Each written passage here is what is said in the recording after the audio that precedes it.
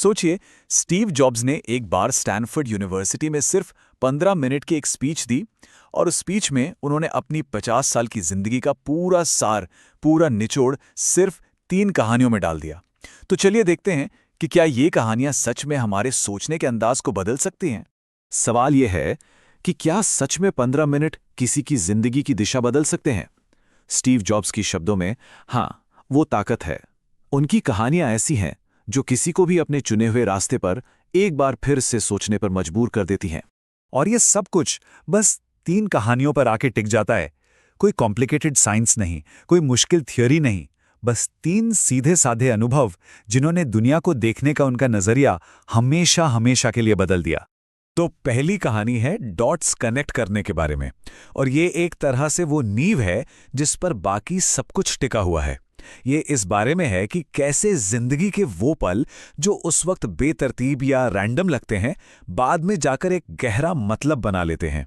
जब जॉब्स 17 साल के थे तो एक बहुत महंगे कॉलेज में पढ़ रहे थे।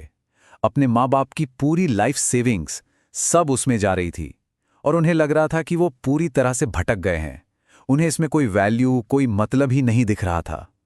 तो उन्होंने एक बहुत बड़ा और शायद उस वक्त का सबसे रिस्की फैसला लिया। उन्होंने कॉलेज छोड़ दिया। कोई बी प्लान नहीं था, कोई सेफ्टी नेट नहीं। और हाँ, ये फैसला डरावना था।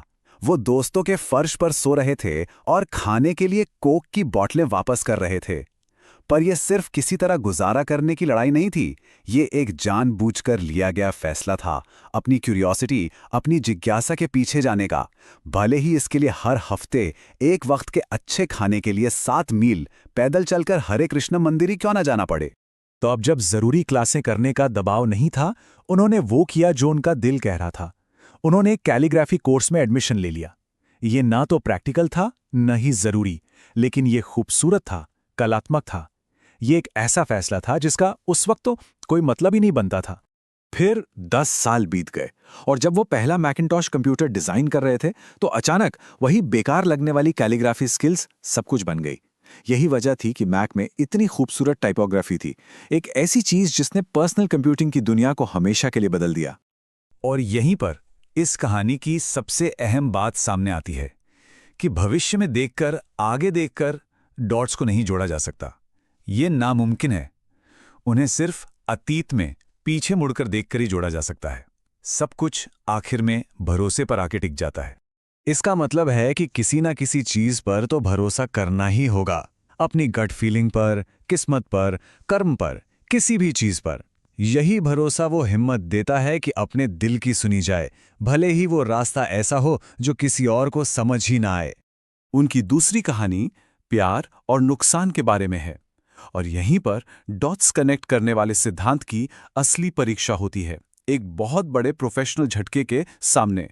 जरा सोचिए, एक इंसान 20 साल की उम्र में अपने गैराज से कंपनी शुरू करता है। 10 साल में वो $2 बिलियन की एक बहुत बड़ी कंपनी बन जाती है, और फिर 30 की उम्र में उसे उसी कंपनी से पब्लिकली निकाल दिया जाता है जिसे उसने खुद बनाया था। ये एक बहुत बड़ी पब्लिक फेलियर थी। जाहिर है ये बहुत दिल तोड़ने वाला था, लेकिन धीरे धीरे उन्हें एक बात समझ में आई। सफलता का जो भारी बोझ था, उसकी जगह अब एक नई शुरुआत करने की आज़ादी और हल्केपन ने ले ली थी। बिना किसी उम्मीद के बोझ के वो एक बार फिर से क्रिएटिव हो सकते थे। और उसी आज़ादी से उनके जीवन का सबसे क्रिएटिव दौर शुरू हुआ। उन्होंने नेक्स्ट और पिक्सार की स्थापना की, अपनी होने वाली पत्नी से मिले और आखिरकार एप्पल ने नेक्स्ट को खरीदा और वो एप्पल में वापस आ गए। और यह सब कुछ सिर्फ इसलिए हुआ क्योंकि उन्हें नौकरी से निकाला गया था। एक और डॉट जुड़ गया था। तो यहां से सबक बहुत पावरफुल था। जो पसंद है उसे ढूंढना ही होगा, चाहे वो काम हो या प्यार। महान काम करने का सिर्फ एक ही तरीका है, जो भी करो उससे प्यार करो, और अगर वो अभी तक नहीं मिला है तो खोजते रहो, समझौता मत करो। और उनकी आखिरी कहानी मौत के बारे में है, और यहीं पर करियर की एक स्ट्रैटेजी जिंदगी जीने के एक गहरे दर्शन में बदल जाती है। पता है, 33 सालों तक स्टीव हर सुबह आईने में देखते और खुद से एक सवाल पूछते, अगर आज मेरी जिंदगी का आखिरी दिन होता तो क्या मैं वही करना चाहता हूं जो मैं आज करने वाला हूं? और अगर लगातार कई दिनों तक जवाब नहीं होता तो वो समझ जाते थे कि कुछ बदलने की जरूरत है। फिर एक दिन इस सवाल की असली परीक्षा हुई।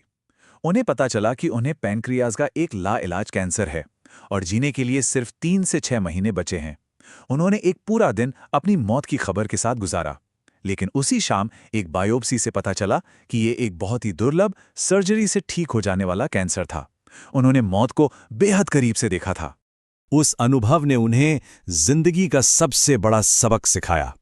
ये याद रखना कि एक दिन मरना है, ये सोचने के जाल से बचने का सबसे अच्छा तरीका है कि हमारे पास खोने के लिए कुछ है। सच तो ये है कि खोने के लिए कुछ है ही नहीं, तो फिर अपने दिल की सुनने से डरना क्यों? हम सबका समय सीमित है, तो इसे किसी और की जिंदगी जीकर बर्बाद मत करो। दूसरों की राय के शोर में अपनी अंदर की आवाज को दबने मत दो। और सबसे जरूरी बात, अपने दिल और अपनी गट फीलिंग को सुनने का साहस रखो। और ये सब हमें उनकी आखिरी सबसे मशहूर सलाह पर लाता है, एक ऐसी सलाह जो इन सारी बातों को एक साथ जोड़ देती है। तो ये सब कुछ इन 3 बातों में सिमट जाता है। पहली, भरोसा रखो कि डॉट्स किसी न किसी तरह जुड़ ही जाएंगे। दूसरी, अगर महान काम करना है तो जो करते हो उससे प्यार करना जरूरी है। और तीसरी, याद रखो कि समय बहुत कम है, इसलिए हमेशा अपने दिल की सुनो। और उन्होंने अपनी बात उस यादगार सलाह के साथ खत्म की, स्टे हंग्री, स्टे फूलिश। इसका मतलब क्या है? हमेशा कुछ नया सीखने की भूख रखो और हमेशा एक बिगिनर की तरह, एक नौसिखिए की तरह सवाल पूछते रहो। कभी ये मत सोचो कि तुम सब कुछ जानते हो, क्योंकि यही वो सोच है जो किसी